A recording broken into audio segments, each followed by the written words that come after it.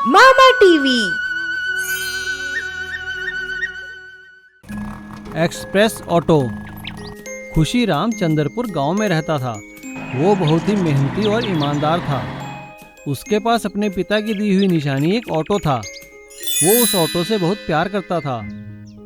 वो ऑटो चलाने के साथ साथ बहुत अच्छा ऑटो मैकेनिक भी था। उसने अपने पिताजी के पुराने ऑटो में नए कलपुर्जे लगाकर उसे एक बहुत अच्छा ऑटो बना दिया था। उसके ऑटो को वहाँ के लोग एक्सप्रेस ऑटो कहते थे, क्योंकि वो बहुत तेज चलता था। खुशीराम अपने ऑटो में स्कूल के बच्चों को स्कूल छोड़ने का काम करता था और खाली समय में सवारियां भी उठाता था, और बाकी समय जो बचता था उसमें अपना मैकेनिकी का काम किया करता था। उसका काम सही चल रहा था। एक दिन जब खुशीराम अपने ऑटो को ठीक कर रहा था, तभी हेमचंद नाम का एक आदमी उसके पास आता है। अरे हाँ वे खुशीराम, क्या हाल है? कैसा चल रहा है तेरा काम? अरे हेमचंद जी, आप आइए आइए बैठिए, मैं बिल्कुल ठीक हूँ। अरे तुम्हारे पिताजी ने मुझसे कुछ पैसे लिए थे इस ऑटो को खरीदने के लिए, लेकिन अभी तक चुकता नहीं करे, तो भैया मुझे मेरे पैसे चाहिए। लेकिन हेमचंद जी, मैं इतने पैसे कहाँ से लाऊंगा? मुझे कुछ समय की मोहलत दीजिए। अरे नहीं नहीं खुशी भाई, बहुत मोहलत हो गई। अब तुम्हारे पिताजी तो रहे नहीं, तो इसलिए अब भैया एक काम करो, ये ऑटो मुझे दे दो। खुशीराम हेमचंद के बहुत हाथ पैर जोड़ता है, लेकिन हेमचंद नहीं मानता और वो उसका ऑटो उठाकर ले जाता है। इस बात से खुशीराम बहुत दुखी होता है। उसे परेशान देख उसकी बीवी उससे पूछती है, अजी क्या हुआ, इतने उदास क्यों बैठे हो? तभी खुशीराम का बेटा चिंटू वहाँ आ जाता है। पिताजी, आप इतने परेशान क्यों हो रहे हो? आप तो इतने अच्छे मैकेनिक हो, तो आप एक काम क्यों नहीं करते? आप अपने खुद के ऑटो बनाना शुरू कीजिए और गांव वालों को किस्तों में बेचना शुरू कर दीजिए। फिर देखिए, आपके ऑटो भी बिकने शुरू हो जाएंगे और गांव के लोगों को रोजगार भी मिलेगा। चिंटू की बात तो सही है, ऑटो बना लिया जाए तो फायदा है, भला इसमें नुकसान क्या है? और खुशीराम अगले ही दिन से अपनी वर्कशॉप में ऑटो बनाना शुरू करता है और वो एक बहुत अच्छा एक्सप्रेस ऑटो बनाकर तैयार कर देता है और उस ऑटो को गांव वालों को बेचने की पेशकश करता है। हाँ हाँ खुशी भाई, हम खरीदेंगे आपके ऑटो। और इस तरह से खुशीराम का ऑटो बनाने का काम चल निकलता है और उसके बनाए एक्सप्रेस ऑटो हाथों हाथ बिकने लगते हैं। और खुशीराम हेमचंद को पैसे देकर अपने पिताजी का पुराना ऑटो भी छुड़ा लेता है और इधर गांव वाले खुशीराम का धन्यवाद करते हैं। खुशीराम भैया, आपने हम लोगों को रोजगार दिया, आपका बहुत बहुत धन्यवाद। और पूरे गांव में खुशहाली छा जाती है। मिट्टी का बस। बहुत दिन पहले की बात थी। नाना नगर नाम के एक गांव था, जिसमें रूपेश करके एक आदमी रहता था, जो मिट्टी से खिलौने बनाता था। उसका एक बेटा भी था, सोमेश। सोमेश पढ़ाई खत्म करके गांव में ही रहने लगा, लेकिन नौकरी कुछ नहीं करता था। एक दिन सोमेश ने अपने पापा रूपेश के पास आया और ऐसा पूछा, पिताजी, आप तो बहुत अच्छी तरह मिट्टी के खिलौने बनाते हैं। सब लोग बोलते हैं कि आपकी बनाए हुए सब कुछ बहुत मजबूत होता है, वो कैसा? बेटा सोमेश, मैं अपनी मिट्टी में फेविकॉल डाल देता हूँ, यही मेरी सीक्रेट है।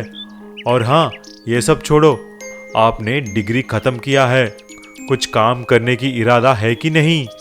तुम एक काम करो, मेरा एक दोस्त है अखिल यादव, उसका ट्रांसपोर्ट का बिजनेस है, तुम उसके पास जाओ, वह कुछ ना कुछ काम दे देगा। अखिल यादव के पास बहुत सारे बस थे, उसका बहुत बड़ा धंधा था। जब सोमेश वहां पर गया, अखिल जी, मेरा नाम सोमेश है और मैं रूपेश का बेटा हूँ। अच्छा, ठीक है, तुम क्या कर सकते हो? तुमको ड्राइविंग आती है कि नहीं? मैं कुछ भी करने के लिए तैयार हूँ सर। अच्छा, तो ठीक है, मेरे पास एक बस है, तुम उसे चला लो। डीजल और मेंटेनेंस तुम्हारा, बाकी के कमाई में आधा हिस्सा मेरा, क्या बोलते हो? ठीक है सर, मैं कल से ही बस लेके जाऊंगा। ऐसा बोलकर बस ड्राइविंग करना शुरू कर दिया। ऐसा ही कुछ दिन गुजरे। एक दिन जब बस में कोई यात्री नहीं थे, सोमेश बस को तेजी से चला रहा था। अचानक उसकी ब्रेक्स फेल हो जाती हैं। सोमेश उसे नियंत्रण कर न पाया और सीधा जाकर एक तालाब में बस के साथ गिर जाता है। कुछ करके सोमेश तो बाहर आ गया, लेकिन बस तो पूरी तरह डूब जाती है। अरे देवा, अब मैं क्या करूं? सोमेश भागता हुआ अखिल यादव के पास जाता है और सारी बात बता देता है, लेकिन अखिल यादव आग बबूला हो जाता है। क्या बस गिर गई? मुझे कुछ नहीं पता। मेरा बस मुझे चाहिए। रुक, मैं अभी तुम्हारी कंप्लेंट पुलिस में करवा देता हूँ। आपको जो कुछ भी करना है कर लो सर, मैं निकल रहा हूं यहां से। ऐसा बोलकर सोमेश वहां से घर चला जाता है। जब पुलिस सोमेश के घर आता है तभी वहां पर रूपेश भी होता है। रूपेश पुलिस से बोला, अरे मेरे बेटे को क्यों गिरफ्तार कर रहे हैं सर? इसे छोड़ दो। तभी पुलिस ने सारी बात बताई। फिर रूपेश ने बोला, इंस्पेक्टर साहब, मुझे एक दिन की वक्त दीजिए। मैं अखिल यादव जी को नया बस लाके देता हूँ। ऐसा बोलकर रूपेश और सोमेश ने मिलकर मिट्टी से एक मजबूत बस बना देते हैं और नई बस की तरह उसे पेंट भी डाल देते हैं। पुलिस को बुलाकर उस बस को अखिल यादव को देते हैं और अखिल उस बस को लेके चला जाता है। तब से सोमेश अपने पिताजी को मदद करते हुए दोनों मिट्टी के खिलौने बनाते ही जीने लगे।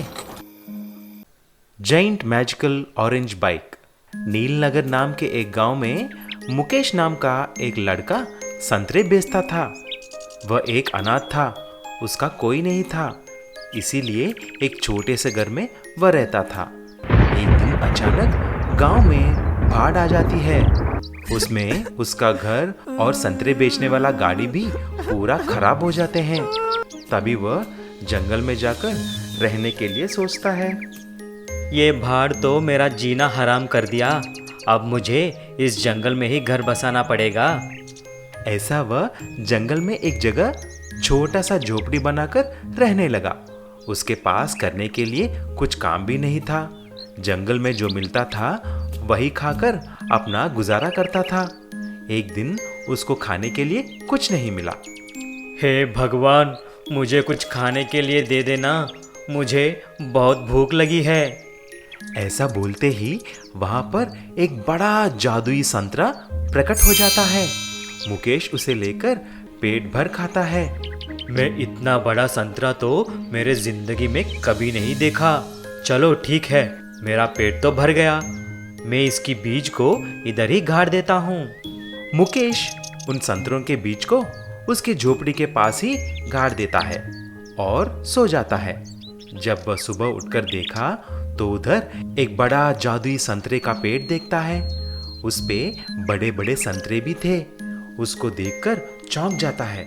वह जैसे ही नजदीक जाने लगा, उस पेड़ से एक आवाज आने लगता है। मुकेश, मैं एक जादुई पेड़ हूँ। तुम्हें जो चाहिए मुझे मांग सकते हो। मुकेश बहुत खुश हो जाता है। ठीक है, मैं समय आने पर पूछूंगा। एक दिन मुकेश जंगल में कहीं जा रहा था। तभी उसके दोस्त कमलेश ने एक फॉरेन बाइक पे आता है। मुकेश उसको देखकर ऐसा बोला, यार कमलेश, एक बार मुझे ये फॉरेन बाइक देना। मैं एक बार ड्राइविंग करना चाहता हूँ। हा, चल हट, तुम्हारी औकात क्या है इसको छूने की? तुम्हारे लिए तो साइकिल ही बहुत है। ऐसा बोलते ही मुकेश बहुत दुखी हो जाता है। तुरंत वह जादुई पेड़ के पास आकर उसको एक अनोखा, एकदम अलग बाइक देने के लिए पूछता है। तभी वह पेड़ एक ऑरेंज बाइक को प्रकट कर लेता है। वह बिल्कुल संतरे के जैसा था। मुकेश उसे देखकर बहुत खुश हो जाता है और उसे गांव में लेके जाता है। फिर उस बाइक को कमलेश भी देख लेता है। अरे, इसके पास इतना सुंदर अनोखा बाइक, मुझे इसको किसी भी तरह हासिल करना है। ये सोचकर कमलेश जंगल में मुकेश के झोपड़ी के पास जाकर उस बाइक को चुराने के लिए उसके पास पहुंचने लगता है। तभी अचानक जादुई पेड़ उस बाइक को एक विशाल जाइंट ऑरेंज बाइक जैसा बदल डालता है। ये देख कमलेश, अरे बाप रे, मुझे बचाओ बचाओ, ये बाइक मुझे मार रही है। बाइक कमलेश को मार मार कर वहां से भगा देता है। ये देखकर मुकेश हंसने लगता है। तब से मुकेश उसी झोपड़ी में उस पेड़ के पास खुशी खुशी रहने लगता है।